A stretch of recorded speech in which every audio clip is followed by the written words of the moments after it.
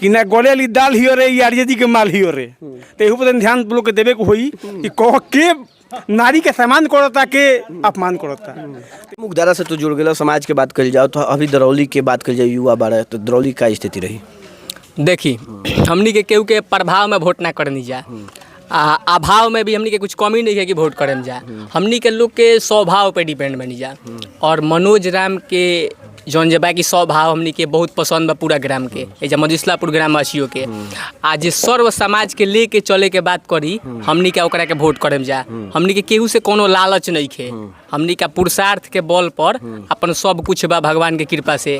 तो एक के चलते हमनी का मनोज राम के वोट करतनी जा। आ राजनीति शक्तिहीन के सहारा हो। आ राजनीति में कोई किसी का मित्र नहीं है, कोई किसी का शत्रु नहीं है। समय आने पर मित्र और शत्रु बनाए जाते हैं। राजनीति का अर्थ होता है कि एक को एक के विरुद्ध खड़ा कर दिया जाए, उसको राजनीति कहते हैं। और एक को एक से मिलने नहीं मनोज राम कूटनीति कहते हैं। मनोज राम का स्वभाव अच्छा है, कोई विशेष बात नहीं है। स्वभाव अच्छा है तो उनको हम लोग वोट करेंगे। ऐसे देखिए हम लोग भी भाजपा को सपोर्ट करते हैं और योगी जी को सपोर्ट करते हैं। योगी जी के कारण भाजपा को सपोर्ट करते हैं क्योंकि वे सनातन की बात करते हैं और सबको लेके चलने का बात करते हैं। ठीक है, क्योंकि वो मनुष्य मात्र का बात करते हैं, जीव मात्र का बात करते हैं। ये नहीं कहते हैं कि ये जातियाँ खराब है। दुर्बुद्धि आ जाने से, बुद्धि नहीं होने से कोई खराब हो जाता है। जब बालक जन्म लेता है तो उस समय से वो खराब नहीं रहता है, सब लोग उसको बालक ही कहते हैं। लेकिन समय के साथ उसकी बुद्धि जब बदल जाती है तो उसको लोग कुख्यात कहे, अलग तरह का नाम दे, तो ये उनकी समस्या है। लोग कुछ भी पक्षपात कर सकते हैं। विधायक के हो? हमारे विधायक सतदेव राम है, लेकिन वो केवल और केवल कौम की बात करते हैं। वो इस गांव में आते भी नहीं है। आते उनका स्वभाव अच्छा लगता है, बातचीत होता है तो देखा जाता है, लेकिन ऐसी कोई उनमें बात ही नहीं है। और उनमें अहंकार भरा जो बातचीत है, हर समय मीडिया के सामने भी आते हैं तो हम लोग देखे हैं कि हाथ उठा के जय घोष करना, ये सब जो आदतें हैं एक नेता में नहीं होनी चाहिए। चल क्या लगा अभी आपकी बार क्या सरकार? सरकार तो बिहार में एनडीए के और दरौली में मनोज राम। ई कौन समीकरण है? हाँ ई कौन गणित पढ़ लेला भाई? ई काहे मनोज राम है? जैसे तो विष्णु पासवान भी लड़ता रहन, सतदेव राम भी लड़ता रहन, कई सारा पर गणेश राम भी लड़ता रहन। देखी हम भाजपा के सक्रिय कार्यकर्ता हुई।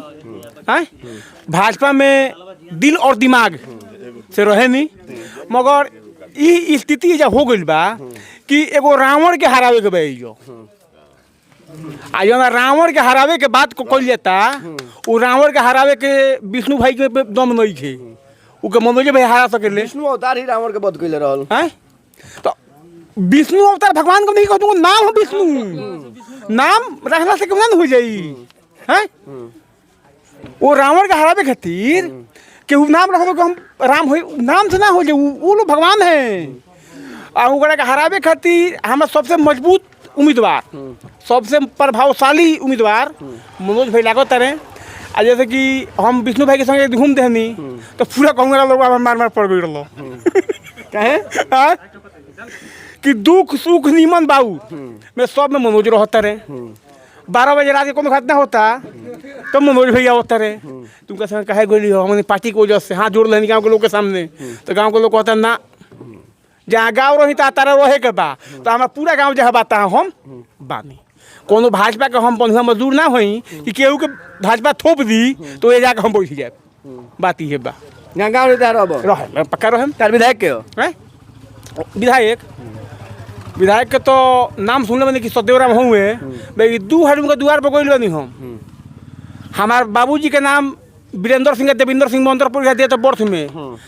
भाजपा के मंडल अध्यक्ष सुभाष सिंह जी हमारे कुछ कमेटी के पैसा जमा करते हैं पोस्ट ऑफिस में, तो आधार कार्ड में पैन कार्ड में नाम देते बर्त अंतर रहे, तो विधायक के साइन लागत रहे। 2 वाली फोन करी तो कहले कि आओ द्वारे बानी आ गई देखा तो विधायक पटना बानी।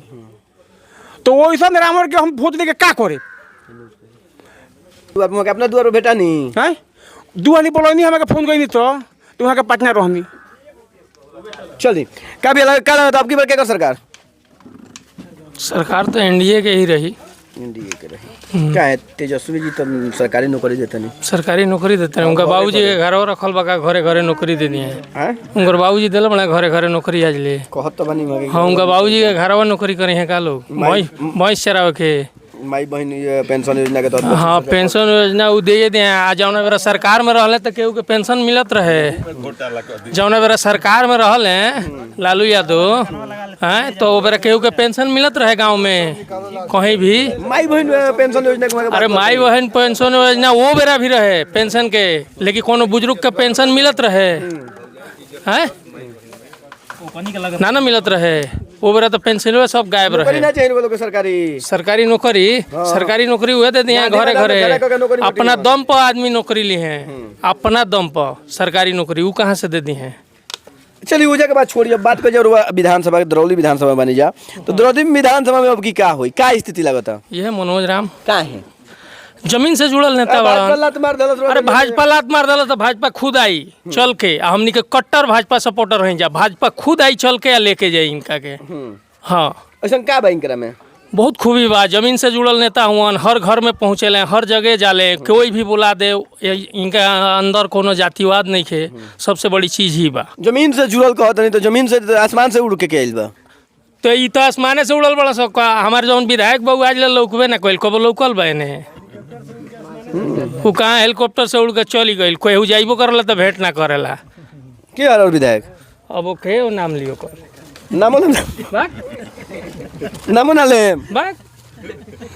ओकर नाम के लेबे खींच थूक दी नाम ले ली ओकर नाम के लेता खींच थूक दी अरे वो रावणों से बेहतर बा मैं नौकरी चौबे ना करी नौकरी अपना दम पर लियाई सरकारी नौकरी अपना दम पर लियाई नौकरी केहू नहीं के दे सकत पेंशन बढ़ गइल बा इनकम तो बढ़ गइल अब हाँ इनकम तो बढ़ का गइल लगता बा। अब की सरकार तो इनकम बढ़ गइल बा तो एनडीए के सरकार में बढ़ल बा एनडीए ही जौन कर सकता कर अच्छा वोट सकता वाला मनोज राम चिल्लाता है क्या है तो मनोज राम एनडीए ही हुआ और ये बेरा खातिर थोड़ा मतलब उ घर छोड़ दिले बड़े उसे कोनो बात नहीं के या घर से निकालल गइल बड़े लेकिन नहीं है वही जा घर से निकालल गइल बा कहने तो याद बदल पीछे हटाओ कैमरामैन घर से तो निकालल तेज प्रतापो गइल बाड़न तो तेज प्रताप के भी उ तो मतलब जायज निकालल गइल बड़े यहाँ के नाजायज निकालल गइल बने उ मने का जायज निकालल गइल बाड़न जायज निकालल गइल बड़े कि उ बहुत ज्यादा कलह में रहले हैं हाँ वो लोग के घरवे नहीं खा संभलत